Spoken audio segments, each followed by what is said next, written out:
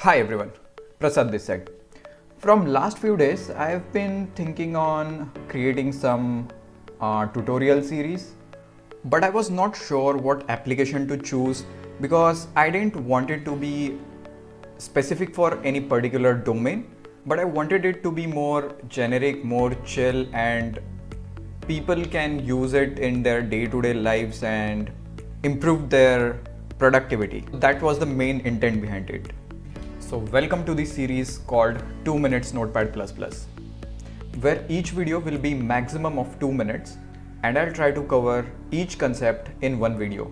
This series would be real short because I will focus only on those features which you will be needing in day-to-day life. And you will observe that this Spider-Man gameplay is continuously running in the background for no reason at all.